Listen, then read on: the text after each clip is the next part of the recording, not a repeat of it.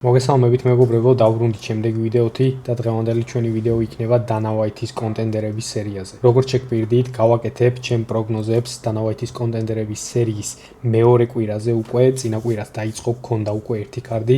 ეხლა ამ კვირას მეორე გვექნება, ჩხუბები იწყება 4 შაბათს გამთენიისას, საქართველოს დროით 3 საათზე და ჩხუბების დროს ასევე ვიქნები ლაივში, ვისაც გექნებათ საშუალება, შემოდით აუცილებლად ჩაუჯდეთ ერთად.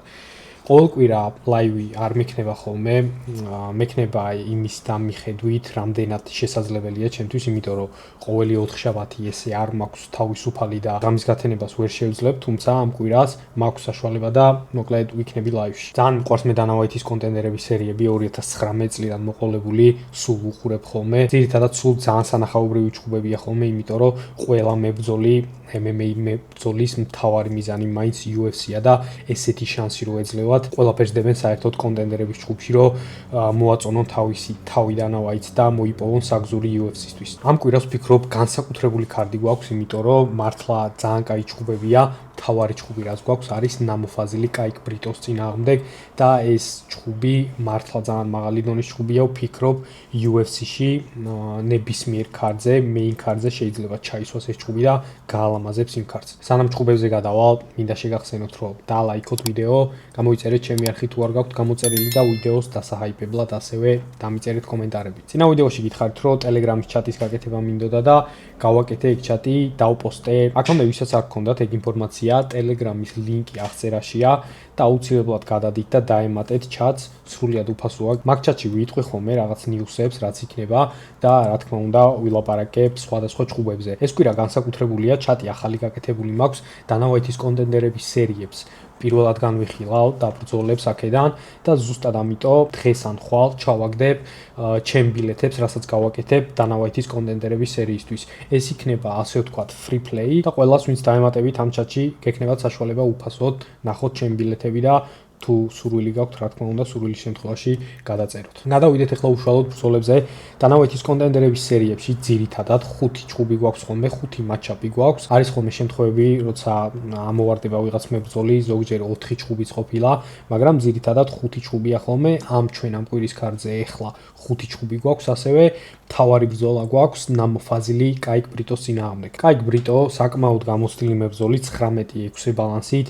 Dana White-ის კონტენდერების სერიებში ძირითადად მაინც ვერ ხედავთ ხოლმე ესეთ გამოცდილ მებრძოლებს. ძირითადად მაინც ისეთი მებრძოლები გყავს ხოლმე, ვინც კარიერა, პროფესიონალური კარიერა 4-5 წლის წინ დაიწყეს და რეკორდიც სუფთა აქვს ხოლმე. ბრიტოს არ აქვს სუფთა რეკორდი ესე, მაგრამ არის მართლა ძალიან გამოცდილი, ოქტაგონ MMA-ის ჩემპიონი იყო, ეხლა რახან გადმოვიდა აქ დათმო ქამარი და სხვათა შორის ეს ქამარი, რაც დათმო welterweight-ში, ამ ქამარზე ჩხუბობს ზუსტად ამირან გოგოლაძე. 31 ოქტომბერს აქვს ამირანს ჩანიშნული და აუცილებლად მოიგებს ოქტაგონ MMA-ის ამ ქამარს. თან ისიც აღსანიშნავია, რომ კაიკ ბრიტოს ნაჩხუბარი აქვს იმ მებრძოლთან, ვისაც ამირანი ახლა ბოლოს ეჩხუბა, სანამ ქამარზე გავიდოდა იონ სურდუს და იონ სურდუ პირველივე რაუნდში დაანოკაუტა კაიკ ბრიტო. ამირანმა კი ვნახეთ პირველივე რაუნდში ასევე დაანოკაუტა აქეთ იონ სურდუ. ბრიტოსთვის ეს მეორეც და რომ UFC-ში შემოვიდეს, ერთხელ უკვე აქვს ნაჩხუბარი კონტენდერების სერიაში და ეხლა მიიღო მეორე შანსი. ძალიან დიდი იმედი მაქვს, რომ ამირანიც მიიღებს თავის მეორე შანსს კონტენდერებში მაინც თუ პირდაპირ UFC-ში არა. გავაგრძელოთ ბრიტოზე საუბარი, როგორც თქვი, 19 მოგება აქვს კარიერაში და 19-ვე არის ფინიში. აქედან 16 ნოკაუტი. ანუ არის 100%-იანი ფინიშერი. ბოლო 2 ჩხუბი მოგებული აქვს, ანუ 2 ჩხუბიანი winning streak-ი აქვს და ორივე აქვს ნოკაუტით მოგებული. იმ პირველ ჩხუბს რო დაუბრუნდეთ კონტენდერების სერიაში, რაც ჰქონდა, ეს იყო 2023 წელს ობან ელიოტის წინააღმდეგ და ძალიან ახლო ჩხუბი იყო, შეიძლება ითქვას. პირველი რაუნდი წააგო ბრიტომ, მეორე რაუნდში ძალიან ცუდ სიტუაციაში ხავდა ელიოტი, აფინიშებდა, ბევრი შანსი ჰქონდა, ერთმა მსაჯმა 10-8 რაუნდიც მისცა მეორე, თუმცა აი ამ მიწოლაში და იმაზე ჩალენჯში რომ დაეფინიშებინა ელიოტი, დაიღალა, ვერ დააფინიშა და მესამე რაუნდში ამოუკაჩა ელიოტმა, მესამე რაუნდიც მოუგო და majority decision-ით დარჩა გამარჯვებული. ანუ ერთმა მსაჯმა ფრე დააფიქსირა, და ორმა მისცა ელიოტს გამარჯვება. არაორდინალური ძალისმიერი სტრაიკერია, არის საშიში, სწრაფი და ძალიან ფეთქებადი.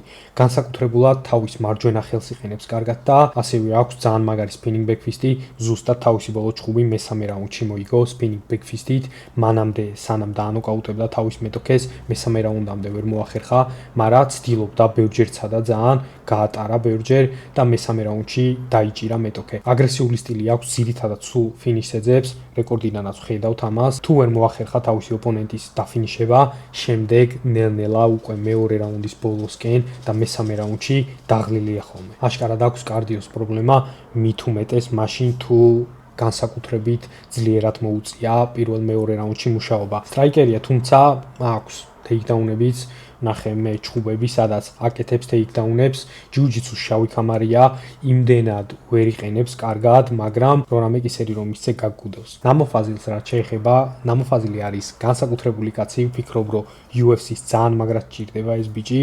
ვფიქრობ, შეიძლება მომავალში UFC-ს სუპერსტარი იყოს, თუ მოახერხა და შეანგრია UFC-ს კარები, იმიტომ რომ ამ კაცის trash talk-ი არის უმაღლეს დონეზე მართლა და ძალიან მნიშვნელოვანი რაც არის, ბექაპს უკეთებს ამ trash talks, ანუ მართლა კარგად ჩხუბობს. ეხლა სამ ჩხუბისთვის პატარა პრეს კონფერენციას ავით ქონდათ, ერთ-ერთმა ბიჭმა გააკეთა YouTube-ზე, ორივეს დაურიკა და ალაპარაკა ერთმანეთში. სადაც რა თქმა უნდა ნამოფაზილმა ჩართო თავისი trash talk-ი და ასაზიზღრებდა ბრიტუსს. 29 წლისაა, მსგავსად კაი ბრიტუსი, ერთის ასაკის არიან, ბრიტუს და ფაზილიც, 10-1 აქვს ბალანსი, მხოლოდ ერთი წაგება აქვს თავის კარიერაში და არის ქურთისტანიდან. ზედმეტსახელი აქვს Grandson of Saladin.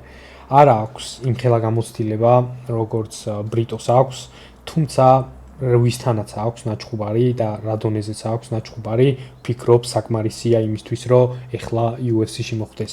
მართლა კარგ მებრძოლებთან აქვს ნაჩხუბარი, ჩავხედე მე უკურე. ბოლო ჩხუბი რაც წააგო 2022 წელს იყო და იმის შემდეგ 8 ზედიზედ მოგება აქვს, აქედან დიდი ნაწილი ფინიშია. ისეთი ჩხუბი ვისთანაც წააგო იყო მოჰამედ ალაქრა. ეს არის მებრძოლი AKA-ის დარბაზიდან, ხაბიბის თიმიდანაა თვითონ ეს ბიჭი და 3 რაუნდი ჭიდაობით და კონტროლით მოუგო. არ არის თვითონ მოჭიდავე ნამოფაზილი, არის ერთპიროვნულად სტრაიკერი, იცავს კარგად ძალიან ტეიქდაუნებისგან თავს, რასაც უყურე, ყველა ჩხუბში ძალიან კარგად იცავდა ტეიქდაუნებისგან თავს. უბრალოდ ესე თვითონ არ ჭიდაობს, უყვარს დგომში ჩხუბი, ძალიან ჩამჯდარი და შეკრული გარდი აქვს. რთული არის ძალიან მისი დაზიანება და თუ დააზიანე, შემდეგ დაფინიშება ურთულესი საქმეა. ნახე რამდენიმე ჩხუბში დაზიანებული, მაგრამ მართლა ძალიან კარგად იღდგენს და ახარჯინებს ენერგიას თავის მეტოქეს და მერე თვითონ უკაჩავს. არის slow starteri, პირველი რაუნდი ძირითადად ყველაზე ცუდი აქვს ხოლმე და მერე იწყებს, მეორე, მესამე რაუნდში ყველაზე კარგად ჩხუბობს. ერთი ჩხუბი რაც უყურე და განსაკუთრებულად რაც მომეწონა იყო იაკუბ სულიმანოვთან, ჩეჩენი მებრძოლია ეს სულიმანოვი, მაშინ 7-0-ზე ქონდა ბალანსი და მესამე რაუნდში დააფინიშა ნამოფაზილმა, მაშინ როცა მეორე რაუნდში ძალიან დიდ საფრთხეში ყავდა სულიმანოვს. პირველი რაუნდიც ძალიან ახლო იყო და დიდი ალბათობით სულიმანოვს მოგებული ქონდა. მეორეში მოკლედ ნოკდაუნი მისცა ფაზილს, მიყვა დასაფინიშებლად, გადაიტანა ეს მძიმე მეორე რაუნდი ფაზილმა და ისეთი რაღაც მოხდა, რაც აქამდე არ მინახავს. მესამე რაუნდი სანამ დაიწყებოდა, არ ვიცი ორგანიზატორი იყო თუ ვინ იყო, შემოვიდა რინგზე და თქვა, რომ ვინმე თუ მოიგებსო ნოკაუტით ამ ჩხუბსო, ეხლა ბოლოში მესამე რაუნდშიო, $20,000 ექნება პლუს ბონუსიო.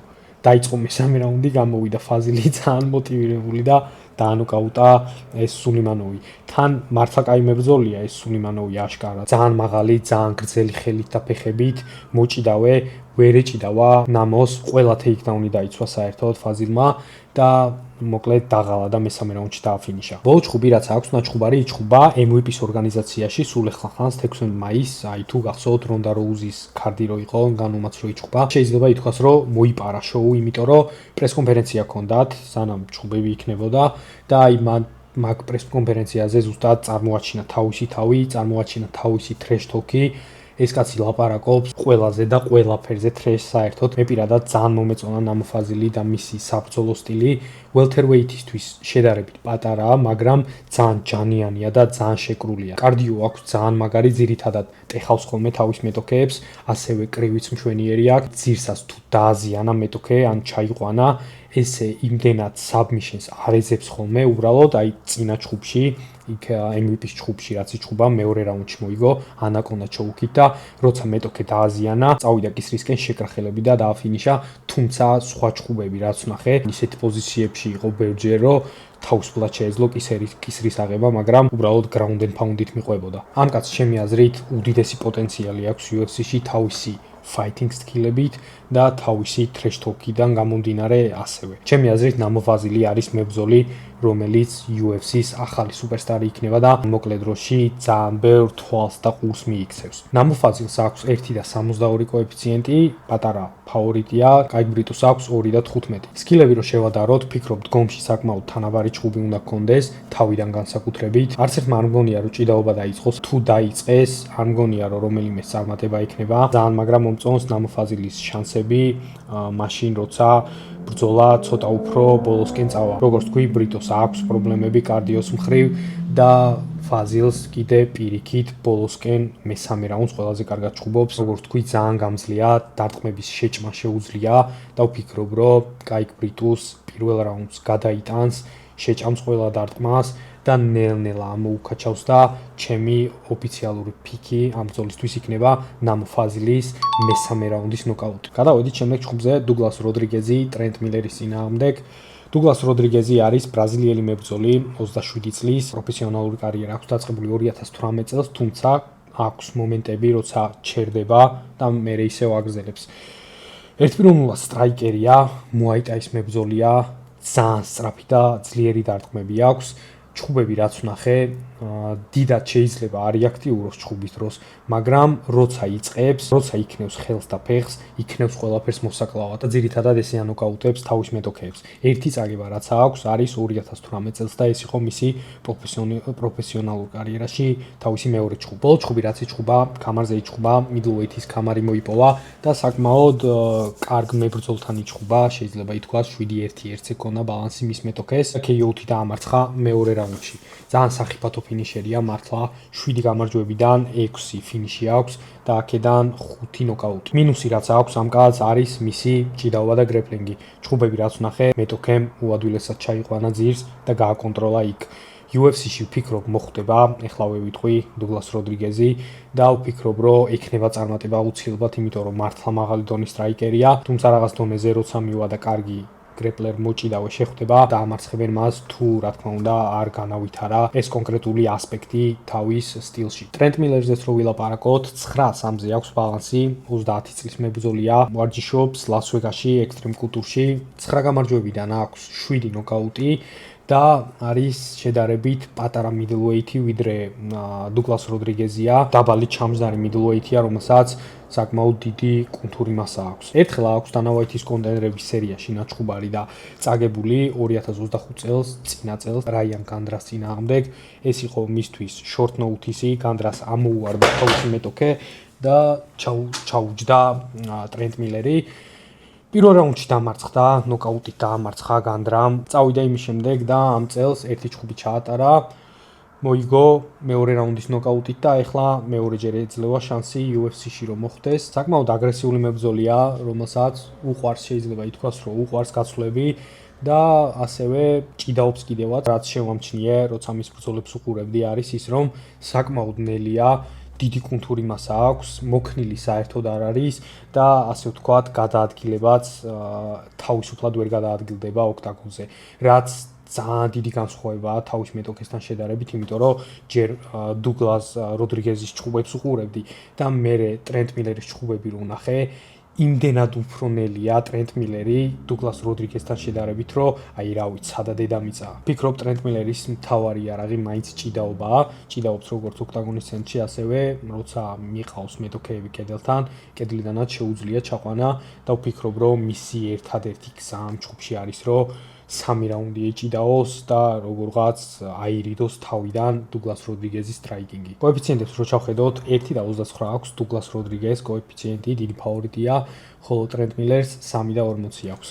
როგორც თქვი, ვფიქრობ, რომ ერთადერთი გზა ტრენტ მილერის გამარჯვების არის ჭიდაობა, თუმცა ვფიქრობ, რომ დგომში ბევრად უკეთესია დუგლას როდრიგეზი, ბევრად საშიშია და ვფიქრობ, რომ დაიჭერს რაღაცაზე. არ მომწონს ტრენტ მილერის შანსები და თვითონ არც ტრენტ მილერი არ მომწონს როგორც მებრძოლი, ვფიქრობ, რომ არ იმსახურებს UFC-ში ყოფნას და UFC-ში როგორმე თუ მოხვდა, მას აუცილებლად გადაუვლიან. გადავედით შემდეგ ჯგუფზე ლოგან პაქსტონი, კრისტიან პერეზის წინააღმდეგ. ლოგან პაქსტონი 10-1-ზე რეკორდით, რომელსაც 2019 წლიდან აქვს პროფესიონალური კარიერა დაწყებული და ეხლა Z-ზე 9 გამარჯვების სტრიგზეა. ერთპიროვნულად მოჭიდავეა, ანუ ბექგრაუნდი აქვს ჭიდაობა, რომელიღაც state-ის რაღაცის ჩემპიონია და ძირითადად თავის ბრძოლებში აქცენტი აქვს გაკეთებული ჭიდაობაზე. 10 გამარჯვებიდან 9 ფინიში აქვს, აქედან არის 7 TKO, TKO და 2 submission-ი. რაც ძირითადად მაშინ მოდის ხოლმე, როცა ძირს ყავს მეტოქეები და მაინც ძირითადად ground and pound-ით აფინიშებს. Striking-ს იყენებს იმისთვის, რომ დააბილდაფოს თავისი takedown-ი, აწვევა მეტოქეებს და შემდეგ ჩაყავს ძირს. თუმცა აი ძირს როცა გადაიყვანს, ვფიქრობ, რომ ბევრი სკილები ძირს არა აქვს, ესე submission-ზე არ მიდის და ძირითადად თავისი მეტოქეების გაკონტროლებაც უჭირს ხოლმე მიწაზე, ამიტომ წამოუდგებიან ხოლმე და მერე ისევ ცდილობს მათ ძირს ჩაყვანას. ძალიან დაბალ დონეზე ჩხუბობს და ისეთ მებრძოლებთან აქვს მოგება, ვისაც ძალიან ცუდი რეკორდები აქვთ. კრისტიან პერეს რაც შეეხება 14-2-ზე აქვს რეკორდი დანაოითის კონტენდერების სერიაში, ეს მებრძოლიც მეორეჯერ იჩხუბებს, მეორეჯერ ექნება შანსი, მასაც აქვს წინა წელს ნაჩხუბარი და ნაჩხუბარი აქვს ჩვენთვის საკმაოდ ცნობილ ადამიანთან, მანუელ სოუსასთან, მანუელ სოუსაც 2 კვირის წინ ნახეთ იჩხუბა თავისი მეორე ჩხუბი ჩაატარა UFC-ში და საკმაოდ კარგი ჩხუბი იჩხუბა. პირველი 2 რაუნდი მოუგო სოუსას, რაც არ უნდა გასაკვირი იყოს, მძიმე ჭიდაობა აჩვენა იმ ჩხუბში სოუსას, აკონტროლა ძირს, დაიღალა ამ ჭიდაობით და პრეშერით და მესამე რაუნდში სოუსამ გააკეთა ის, რასაც აკეთებს. ძალიან მაგარი კარდიო აქვს სოუსას, მესამე რაუნდს განსაკუთრებულად კარგად ჩხუბობს ყოველთვის. გამოვიდა მესამე რაუნდში სოუსა და დაანოკაუტა პერეზი. მართალია მარცხია ეს ჩხუბი, მაგრამ ვფიქრობ, რომ მაინც კარგი მარცხია. მანუელ სოუსა ბევრად მაღალი დონის მებრძოლია, ვიდრე ლოგან პაქსტონი. ანუ კრისტიან პერეს აქამდე უკვე აქვს ნაჩხუბარი ლოგან პაქსტონზე მაღალი დონის მებრძოლთან, ხოლო ლოგან პაქსტონს პერეზის დონის მებრძოლთან აქამდე არ უჩხუბია. მოჭიდავეა ძირითადად პერესი, მიხვდებოდით ალბათ სოუსას ესე 2 რაუნდის თრევა ნახდად არ არის ადვილი ამბავი, თუმცა პაქსტონისგან განსხვავებით პერეზი ბევრად კარგი გრეპლერია, ძირს როცა ჩაყავს თავისი მეტოქეები, გადადის ჩოუქებზე, შეუძლია საბმიშენები. პაქსტონს კი არ აქვს მსგავსი სკილები. მოკლედ 2 მოჭიდავის დაპირისპირება გვექნება. კრისტიან პერეზი ბევრად კარგი სტრაიკერია, ვიდრე ლოგან პაქსტონი. ლოგან პაქსტონი ერთპიროვნულად მოჭიდავია, როგორც თქვი, და ამ ჩხუბში არც ვიცი პერეს თუ აჯობებს ჭიდაობაში, მგონია რომ პერეს ძალიან დიდი შანსი აქვს, რომ ჭიდაობაშიც დაჩაგროს. თუ დგომში წავიდა ჩხუბი და ვერ მოახერხა პაქსტონმა პერეზის ძირს ჩაყვანა, მგონია რომ პერეზი აუცილებლად დაანოკაუტებს მას. დიდი ფავორიტია პერეზი 1.36 აქვს, ხოლო ლოგან პაქსტონს აქვს 2.85. ჩემი პიკი ამ ჩხუბში არის კრისტიან პერეზი ნოკაუტით. გადავედით შემდეგ ჩხუბზე, მაჰამედ ალი, ალიკ ლორენზის წინააღმდეგ. მაჰამედ ალი ბრაზილიელი მებრძოლი 5-1-ზე ბალანსით, რომელსაც ექნება მეორეჯერ შანსი რომ მოხვდეს UFC-ში, ანუ დანაოითის კონტენდერების სერიაში იჩხუბებს მეორეჯერ და მსგავსად წინა მებრძოლებისა, ვინც ამ ქარდზე ყავდა და ვიზეც ვილაპარაკე უკვე, მასაც წინა წელს ნაჩხუბარი აქვს ერთხელ და მასაც წაგებული აქვს. მაჰამედ ალი არის 32 წლის და კარიერა აქვს დაწყებული 2024 წელს. მანამდე აქტიურად გამოდიოდა გრეპლინგის შეჯიბრებებში, არის ADCC-ის ჩემპიონი და აქვს გრეპლინგის მატჩები ჩატარებული ძალიან ცნობილ სახელებთან, მოგებული აქვს დილონ დენისთან, მაიკი მუსუმეჩისთან, ასევე ნაჭიდავები აქვს გორდონ რაიანთან და მარკუს პუჩეჩასთან. ანუ როცა ჯიუ-ჯიტსუში გამოდიოდა, ასპარეზობდა უმაღლეს დონეზე. გასაკვირი ის არის, რომ რაც MMA კარიერა დაიწყო, თავის ამ გრეპლინგს და ჭიდაობას საერთოდ არ იყენებს MMA-ში.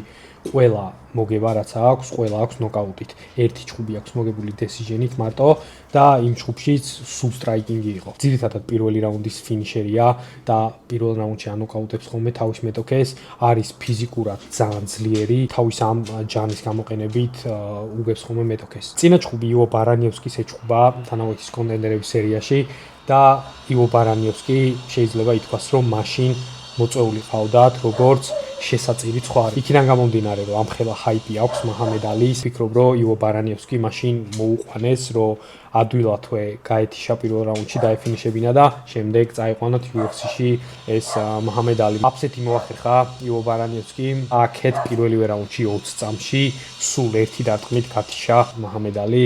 ივო ბარანიევსკი ეხლა ყველამ კარგად ვიცით რას აკეთებს და სად არის. თუ უყურებთ ჩემ ვიდეოებს, განსაკუთრებულად გეცოდინებათ ივოს შესახებ, გექნებათ ინფორმაცია და ისიც გეცოდინებათ თუ როგორ მიყვარს ივო და როგორ ბალეში გქონდა. ვფიქრობ, რომ მუჰამედ ალი ეხლა დააბრუნეს მეორეჯერ, იმიტომ რომ უნდათ მისი UFC-ში ყოფნა, არის light heavyweight-ი, light heavyweight-ის ტალანტის დონე არ არის UFC-ში მაღალი, აქვს ჰაიპი, ხალხი მისდევს, დიდი ფანბაზა ყავს, შეურჩიეს საკმაოდ ისეთი ჩხუბი, რისი მოგებაც შეუძლია ეხლა. ალეკ ლორენზის წინააღმდეგ 7-2-ზე აქვს რეკორდი, პროფესიონალური რეკორდი, 2021 წლიდან ჩხუბობს. 29 წლისაა, ცოტა ახალგაზრდა ვიდრე მუჰამედ ალი და მასაც მეორეჯერ აქვს შანსი დანა ვაითის კონტენდერების სერიაში, მასაც წინა წელს ერთხელ ნაჩხუბარი აქვს და მასაც პირველ რაუნდში 30 წამის განმავლობაში აქვს ნოკაუტით წაგებული. ოღონდ მას აქვს აბდულრაჰმან იაჰიაევის წინააღმდეგ.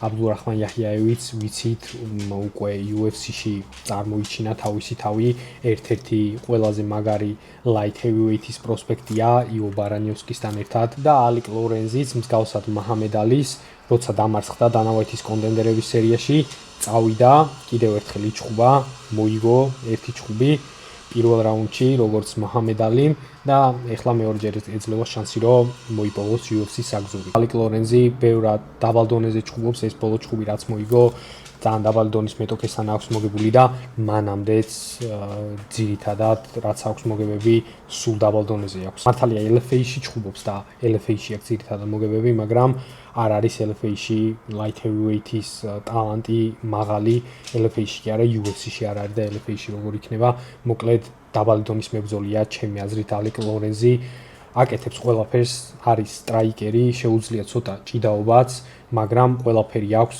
ვფიქრობ, საშუალოზე დაბალი დონის და მუჰამედ ალისთან ძალიან გაუჭირდება, იმიტომ რომ ჭიდაობას და გრეპლინგს ხო საერთოდ აზრი არ აქვს და დგომში ვფიქრობ მუჰამედ ალი თავისი ჯანის ხარჯზე დაჩაგრავს, რაღაცაზე დაიჭერს და დაანოკაუტებს პირველივე რაუნდში. საბოლოოდ როგორც იქნება, მოახერხებს მუჰამედ ალი და მიიღებს UFC-ს კონტრაქტს. ეს იქნება ჩემი პროგნოზი. კოეფიციენტებს რო ჩავხედოთ ამ ჩხუბშიც, ალეკ ლორენზი დიდი ანდერდოგია, მოსალოდნელი იყო რა თქმა უნდა, 3-30 აქვს და მუჰამედ ალის აქვს 1-29. მივადგეთ ბოლო ჩხუბს, ტანერ ტრემბლი, რომან პუგას წინააღმდეგ.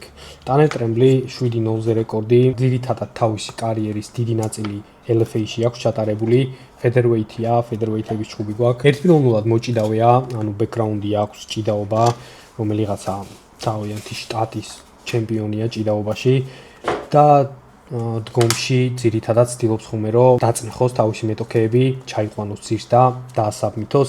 ასევე აქვს მშვენიერი ground game-ი, შეუძლია საბმიშენები და აქტიურად ეძებს ხოლმე კისერს. რომან პუგას რაც შეეხება 5-1-ზე აქვს ბალანსი, მაგრამ აქვს ამატორული კარიერა გამოვლილი. ასევე აქვს ჩატარებული ბრძოლები, 5 ჩხუბი აქვს ჩატარებული კრივში, პროფესიონალურ კრივში.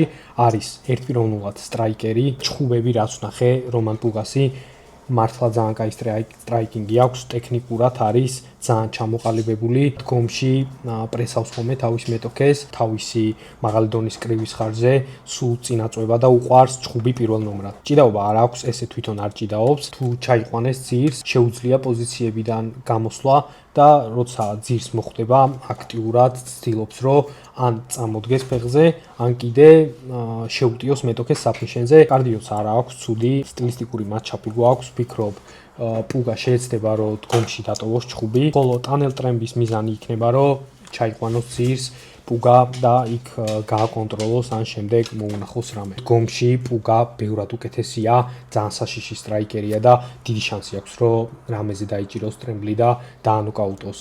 ფიქრობ, რომ ტრემბლისაც აქვს შანსი, რომ ძირს ჩაიყვანოს, თუ მოიგებს ტრემბლი, მოიგებს ამ თავისი მიწაზე კონტროლით, მოიპარავს 1-2 რაუნდს და decision თუ დარჩება გამარჯვებული, მაგრამ საბოლოოდ ჩემ ფიქს რაც შეეხება, მე მაინც პუგას ფიქს გავაკეთებ და ვიტყვი, რომ მისი შანსები უფრო დიდია ამ ჯგუფში, რომ მოიპოვოს გამარჯვება. 1.60 აქვს პუგას და ტრემბლის აქვს 2 და 20. მეც დაახლოებით ესე მქონდა გადანაწილებული კოეფიციენტები სანამ ჩავხედავდი. სულ ეს იყო ჩვენი დღევანდელი ვიდეო დანავეთის კონტენდერების სერიების პირველი ვიდეო, ეს არის მეორე კვირა, შემდეგ კვირას შემდეგი კვირა გვექნება და ესე გაგრძელდება თუ არ ვწდები ოქტომბრის დასაწყისამდე თუ ოქტომბრის შუა რიცხვამდე იქნება დანავეთის კონტენდერების სერია ყოველ კვირას და შევეცდები რომ ყოველ კვირას გავაკეთო პროგნოზები და ასევე ლაივში ვიყო ჩხუბების დროს. 4 შაბათს გამთენიისას საქართველოს დროით 3 საათიდან ლაივში ვარ, შემომიერთდით, ერთად გავწუროთ ჩხუბები. არ დაგავიწყდეთ ტელეგრამის ჩატი,